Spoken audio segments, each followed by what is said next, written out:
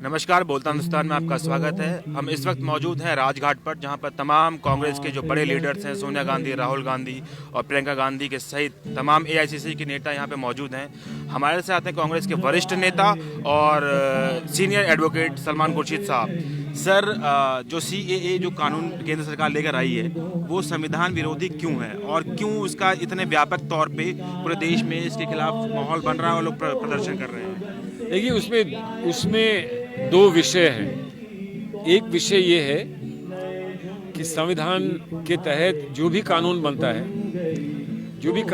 है उसमें सब लोगों के प्रति समानता होनी चाहिए। आप ये नहीं कर सकते हैं कि एक को ऊंचा समझें, एक को नीचा समझें। तो इनका जो कहना है, भारतीय सरकार का कहना है कि इसका आपसे जो लोग यहाँ नागरिक हैं उनसे कोई संबंध नहीं है, ये तो बाहर से आने वाले लोगों से संबंधित है। तो वो बात सही भी है, वो गलत भी है।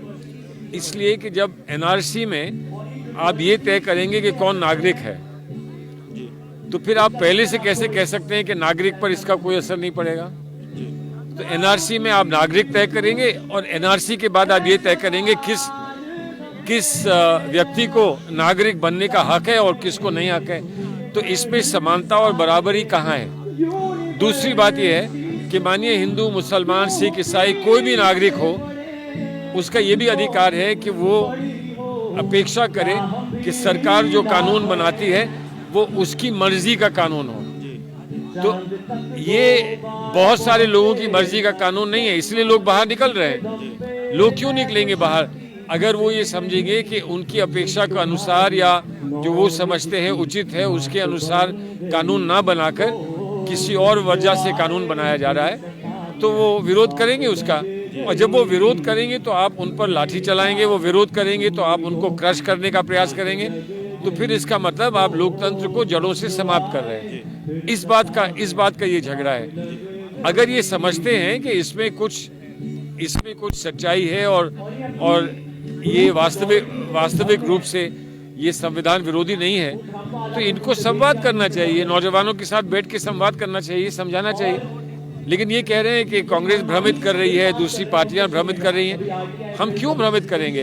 हमें क्या फायदा होगा भ्रमित करके? फिर कल को वो हमारे लिए एक समस्या बन जाएगी। हम तो सिर्फ खड़े हैं ये देख कर कि नौजवानों ने इतना बड़ा आंदोलन छेड़ा है जिसका किसी राजनीतिक दल से कोई संबंध नहीं है। लेकिन हम ये समझते हैं कि लोकतंत्र से जुड़े हुए होने के कारण जब लोकतांत्रिक आवाज उठती है तो उसका समर्थन करना चाहिए, वो हम समर्थन कर रहे हैं। अच्छा सर, जो अमित शाह हैं, गृह मंत्री हैं, और प्रधानमंत्री मोदी, इनकी दोनों बयानों में जो अमित शाह ने दिया और जो मोदी जी ने जो बयान दिया, उनमें दोनों में एक भिन्नता है। मोदी जी ने कल जो रैली में रामलीला मैदान में हुई, उसमें उन्होंने कहा कि हमारी 6 साल की सरकार में एनआरसी पर कोई भी बातचीत नहीं हुई है। लेकिन अमित शाह कहते हैं कि हाँ, हम एनआरसी आने वाले समय में लागू करेंगे। तो सर, कौन सच बोल रहा है, कौन झूठ बोल रहा है? तो अब कौन सच बोल रहा है, कौन झूठ बोल रहा है, ये तो आप उन्हीं से पूछे ना, उनको आमने सामने बैठाइए और पूछिए कि आप में से कौन सच बोल रहा है। लेकिन प्रधानमंत्री ने जो भी कहा कि ऐसा कुछ नहीं हुआ है, ऐसी कोई बात नहीं हुई है, लेकिन वो ये नहीं कह रहे हैं कि ऐसा कुछ नहीं होगा और ऐसी कोई बात नहीं होगी, ये भी नहीं कह रहे हैं। तो देखिए, ये छल कपट से देश नहीं चलाया जाता है। आपको जो भी जिस बात में विश्वास रखते हैं उसको आप स्पष्ट कहिए। वो अगर स्वीकार होगा देश को तो देश समर्थन देगा, नहीं होगा तो देश उसको नकार देगा। आप अपनी बात को सही कहिए। आप डरते क्यों हैं? आप घबराते क्यों हैं? इसलिए कि आपको क्या ये लगता है कि आप जो कह रहे हैं वो सही नहीं है, सच नहीं है, इस वजह से। और देखिए, ऐसा होता है कि सच बोलने में कभी आपस में कभी कोई समस्या नहीं होती। सच हमेशा एक ही चीज होती है, लेकिन झूठ के अलग अलग पहलू होते हैं। और झूठ बोलने में ये आपस का टकराव की बात आ सकती है कि एक झूठ ऐसा, एक झूठ वैसा। सच एक ही सा होता है, सच एक ही होता है, उसके दो प्रारूप नहीं होते हैं। झूठ के कई प्रारूप होते हैं। तो इसलिए अगर दो प्रारूप आपको दिख रहे हैं अमित शाह और प्रधानमंत्री के बीच में, तो मैं बहुत सम्मान के साथ यही कह सकता हूं कि वो सच नहीं होगा।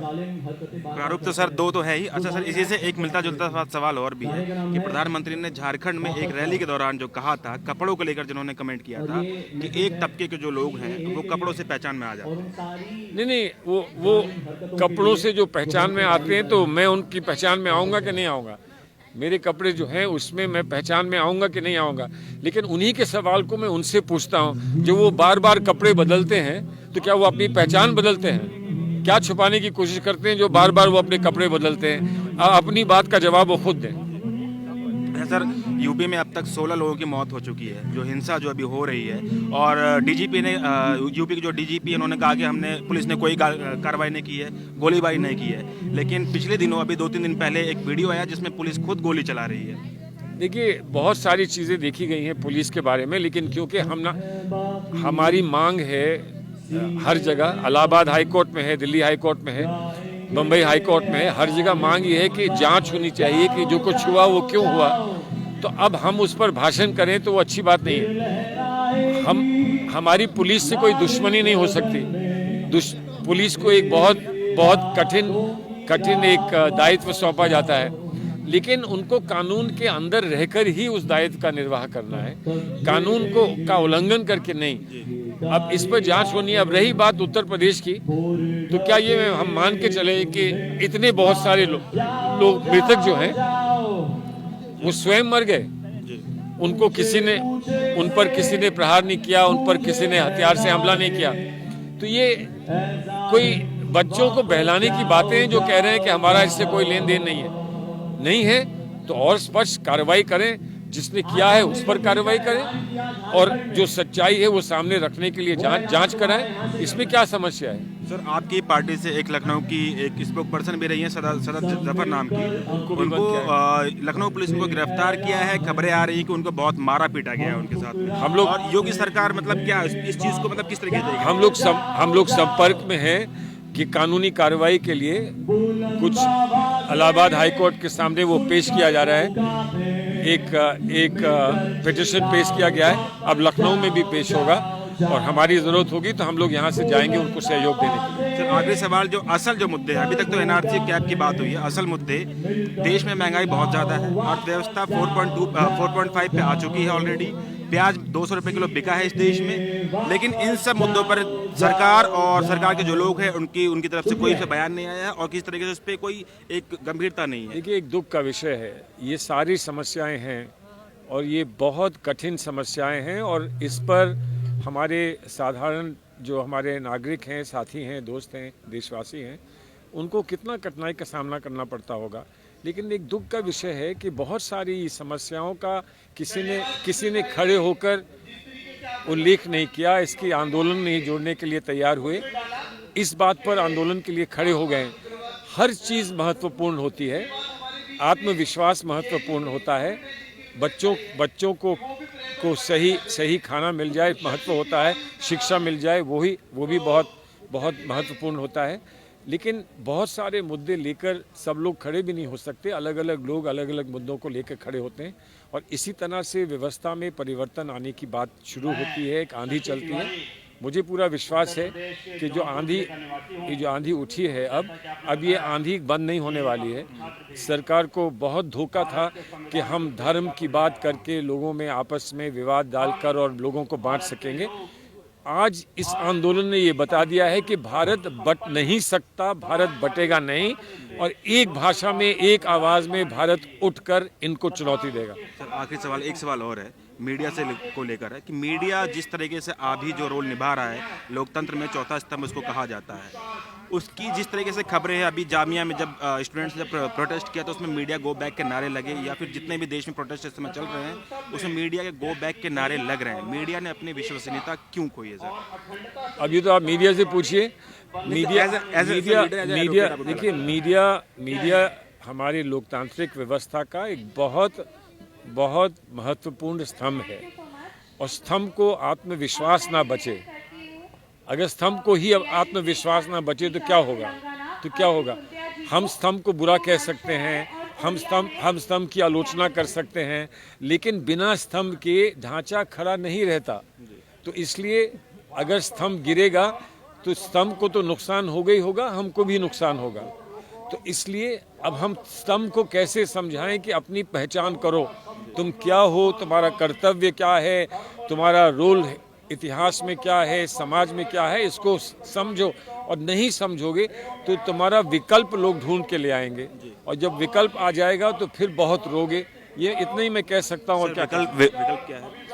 विकल्प निकलते हैं जब किसको मालूम, सोशल मीडिया को सर कैसे देखते किसको मालूम था कि सोशल मीडिया का विकल्प नहीं लगेगा, और आज सोशल मीडिया का कोई विकल्प नहीं निकलेगा। आज हम ये कैसे कह सकते हैं? आने वाला समय क्या क्या हमको नए रूप दिखाएगा, इसको आज कहना संभव नहीं है। लेकिन अंतर्गत तो जो भारत की जनता है वो स्वयं निर्णय लेती है कि हम जो कर रहे हैं वो सही है या गलत है, उसका हमको सम्मान करना है। हम लोग सब लोकतंत्र में विश्वास रखते हैं। अगर गलत फैसला भी जनता कर देती है तो हमको तब भी उसका सम्मान करना पड़ता है, लेकिन जनता को समझाने का दायित्व हमारा समाप्त नहीं होता। जी, शुक्रिया सर। शुक्रिया। तो ये थे हमारे साथ सलमान खुर्शीद साहब। इन्होंने कहा कि जनता जो है वो देखती है कि कौन सही कर रहा है और कौन गलत कर रहा है, उसकी भी हम लोगों को उसको देखना पड़ता है। राजघाट से अभिनव यादव, नमस्कार।